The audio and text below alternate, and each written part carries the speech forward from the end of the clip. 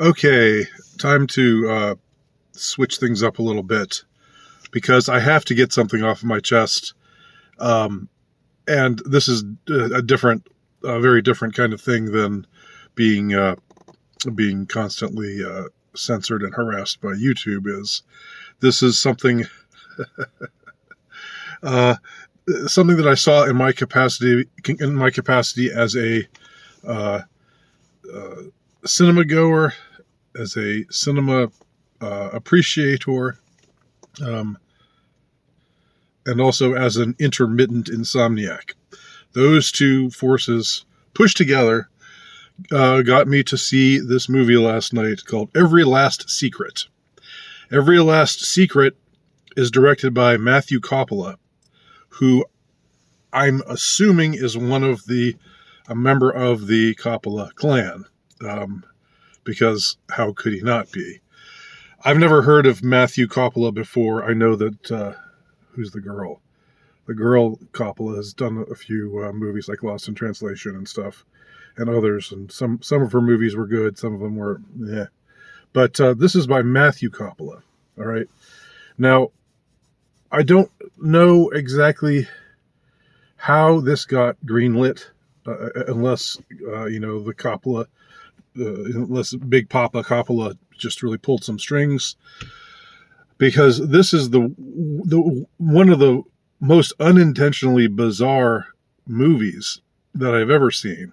I'm still reeling from it. I'm still trying to make sense of it, particularly the way that it ends, particularly the last 20 minutes or so. There is a twist, and normally I'm all over interesting twists, at the end. Normally it's like, oh, wow, I didn't see that was a curveball. I didn't see that coming. Props to the writer or to the director, whoever it was who hatched this idea to end the movie in this manner. But in this particular case, I was just like, what the hell is going on? This does not resemble anything that makes sense. And it's supposed to be powerful. It's supposed to be sad and powerful. But it's just weird. It's just weird and bizarre. So let me tell you what happens. And yes, I'm going to spoil it for you. After you hear me talk about it, I don't know. Maybe you'll want to see it, and if you maybe you can find it if you care to. But the only big star in it is the deceased Ray Liotta, who was a fine actor, and he's good in this. But well, let me just tell you what happens in this movie, okay? And I'll try to explain my state of befuddlement. So the movie is about this guy who's some kind of war veteran. It's not clear what war he was in. I guess maybe Iraq. They never specify, which is fine. That's not a problem if they don't specify. I want to make that clear. So he's this 35-year-old guy who's kind of like most of the time he's just really quiet and doesn't talk to people and antisocial even. But he can have moments where he just flies off the handle and starts wailing on someone. If someone just gets in his face and annoys him a little bit, he'll just start punching him and punching him and punching him. And he does this a few times in the movie. And it's not clear whether he does this because of his PTSD or if it's because of the drugs that he's taking, if they're having this effect upon him. But in any case, he's a little messed up in the head. So we meet the girl, the heroine of the movie, is the 17-year-old girl who meets up with him and becomes enamored with him. And he is pretty hunky, no homo, but he's a good-looking guy, and he's quiet and mysterious, and he's got all the things that young girls find interesting. So she falls for him, even though she's too young. She's just 17. So then things start to get a little bizarre, because she brings him home to her parents. Her parents are Ray Liotta and some lady. I don't know who the actress was. She wasn't very good, but neither were many of the other actors in this movie. But the acting wasn't the issue. I'll just say this right now. The acting could have been exactly as it was, and if the story had been different, it might have been a good movie. But the story being what it was, it just left me absolutely mystified, befuddled, bewildered, cross-eyed. Okay, so she takes this guy home to meet the parents, and they're not, of course, they're not too thrilled.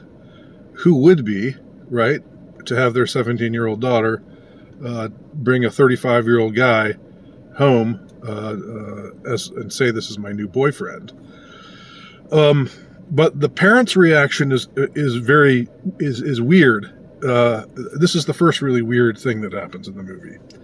The reaction of the parents is, well, you can keep hanging out with her, but this needs to stay platonic. It can't go beyond being platonic. And the guy says, "Yes, sir, you're right. It wouldn't be appropriate for it to be anything but platonic." But the girl, the daughter's like, "Well, he's going to sleep with me. He's going to see that I love him, and he's going to fall in love with me, and we're going to be together." And she just boldly just saying all this stuff to Ray Liotta. If you had Ray Liotta as your father, you think you wouldn't you maybe keep that to yourself? But she doesn't. Maybe it's just youthful insolence and arrogance, but that's the first thing that really kind of doesn't make much sense. So she says, "No, he's going to sleep with me. We're going to sleep together, Daddy, and there's nothing you can do about it." And the parents just say, "Well, okay, we'll just let it happen. We'll just see how this unfolds." Okay, so that was the first weird thing. So then this guy, this Vietnam vet guy, or not Vietnam, this Iraqi vet guy, probably Iraq. He calls up an escort. She comes over to his place. She's gorgeous, but his first words to her are, "You don't look like you did in the picture." It's like, and she says, "Well, that was how I looked 10 years ago." But I mean, believe me, when you see her, you won't. If you were in his situation, you wouldn't feel that way. But this guy, I guess, is very very picky, or maybe just chronically grumpy and insulting. So they sleep together, and or they don't sleep together. They have sex, and then as soon as it's over, he says, "All right, that's it. You got your money. Get on out of here. Shake a tail. We're done."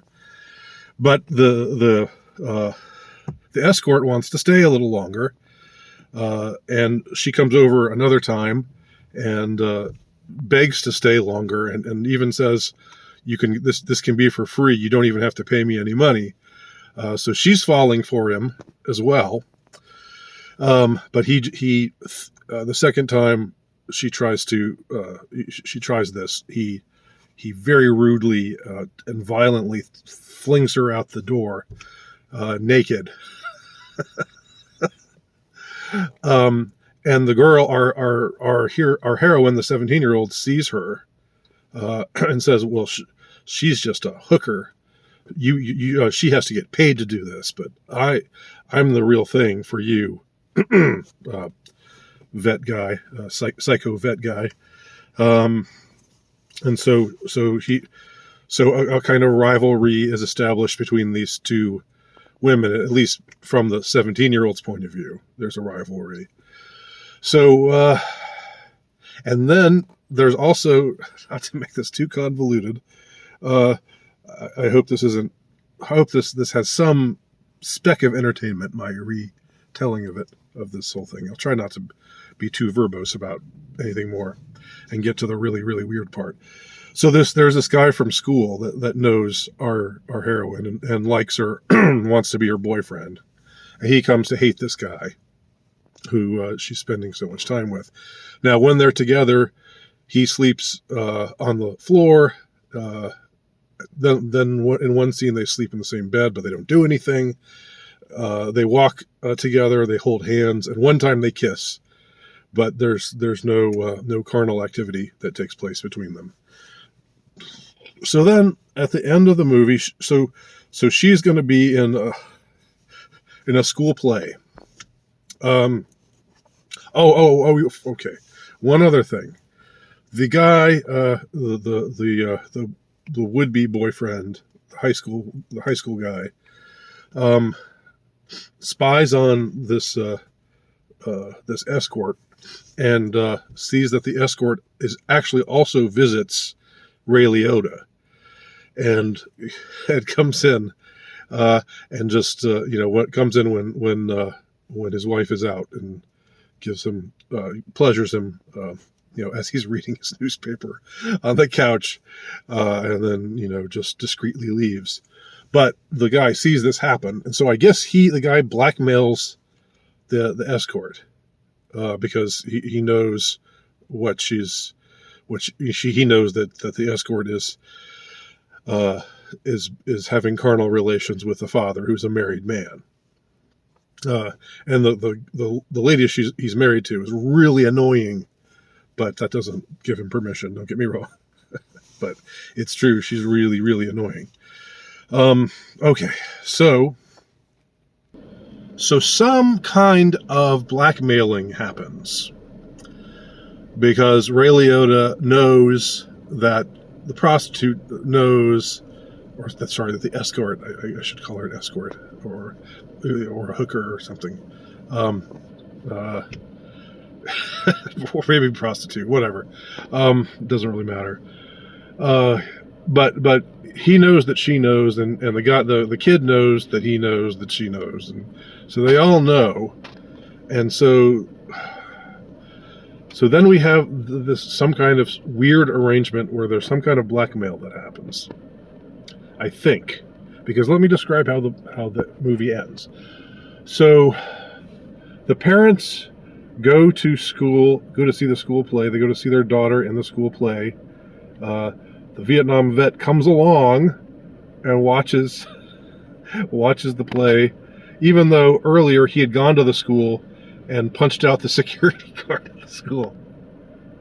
But he comes in with his hat pulled over his head and I guess disguises himself well enough. He beats up this 75-year-old security guard.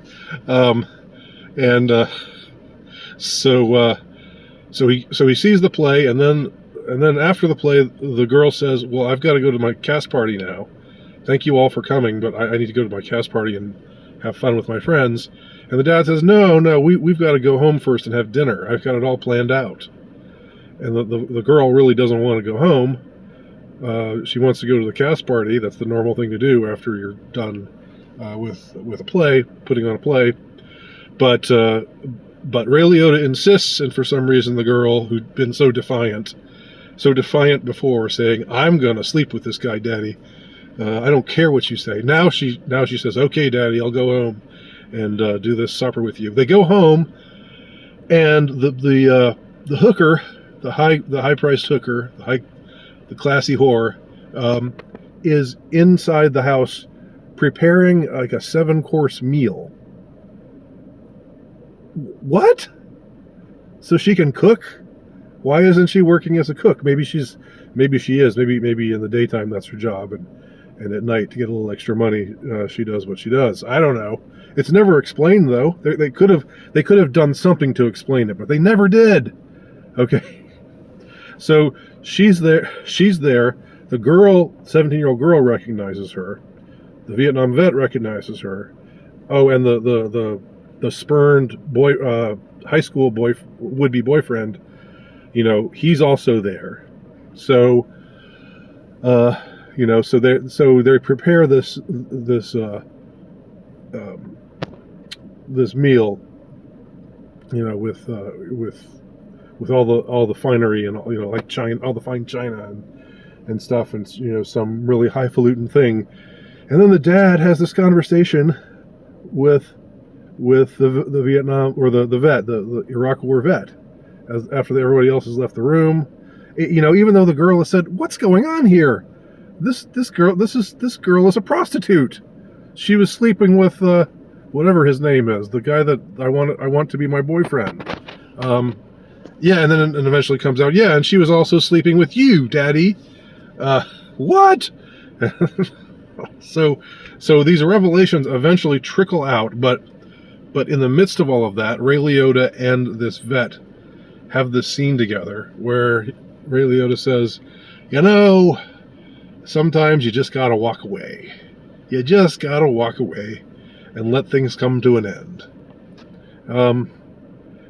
It's like, what? There's a subtext here, but what the hell is it? What's going on?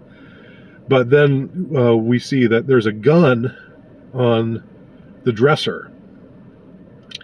So eventually it comes out that the girl says, "Well,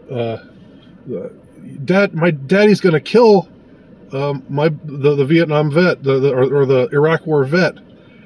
We can't let this happen. We got to call the police." But the dad just says, "Sit down." And for some reason, she sits down, doesn't call the police. I don't know why. She knows what he's going to do. He makes it clear as they're all sitting at the table. He makes it clear. Yep, this I'm going to kill him, and this is going to be the best thing for all of us. The prostitute, who also was in love with him, doesn't have any problem with this, seemingly.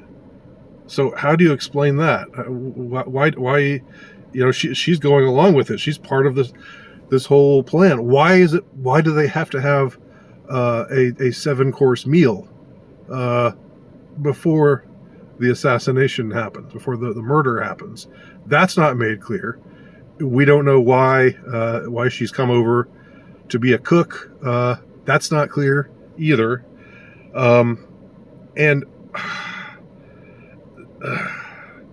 Okay, so somehow the vet guy, he's kind of suicidal. He's edgy. He's sort of saying, yeah, it is probably the best thing. But the girl's saying, no, of course, no, don't do this, Daddy. This is wrong. But then they go up to the roof. They don't even finish the meal. I don't even think they eat anything. So they go up to the roof, and Ray Liotta's character points his pistol right at the guy's head, and the guy stares at him, with his cold stare, because he's ready to die. But Ray Liotta chokes at this last moment. He can't pull the trigger and kill this guy in cold blood. So instead he says, "All right then," and he goes and jumps over the balcony and falls to his death and smacks on the street below. And the girl's like, "No!" and they hold her back. I kind of thought it would be maybe interesting if she jumped after him, but that doesn't happen. All along she just let this happen. She knew it was going to happen. She knew, she never tries to get the police involved. She knows that a murder is about to take place. And, God, there's so many things about this ending. Like, if Ray Liotta was first of all, did he have to be blackmailed into doing it? Why was he so lax about it at first? Like, oh yeah, hang out with my daughter just so long as you don't sleep with her, as long as it stays platonic. Like any dad would do that. But then at the end, he has a change of heart and is like, well, you've got to die. This guy's got to die. And instead of just, I could understand it if he did it, if he snuck up on him and shot him, and then it didn't do it in front of everybody. Didn't make this whole big thing of it. Didn't make it this ritual. It's like a ritual, which you would think might be cool, might be kind of theatrical or something, but it's not, because it's all so jumbled. Nobody is doing the things that they would really do in that situation. Nobody is talking the way they would actually talk. So I'm just left with befuddlement, bewilderment. I don't get why. I don't get this movie. I don't get how somebody didn't take this director aside and say, your movie makes no sense. These characters saying these things doesn't make any sense. I mean, it's not bad enough to be enjoyable, like The Room. It's not absurd and ridiculous enough, to have but it's close. It edges towards that, and it gets closer and closer to it the longer it goes on. So I don't know. Am I missing something? What the hell is going on with this movie? Anybody, please, if you have any thoughts, please let me know. Thanks for watching.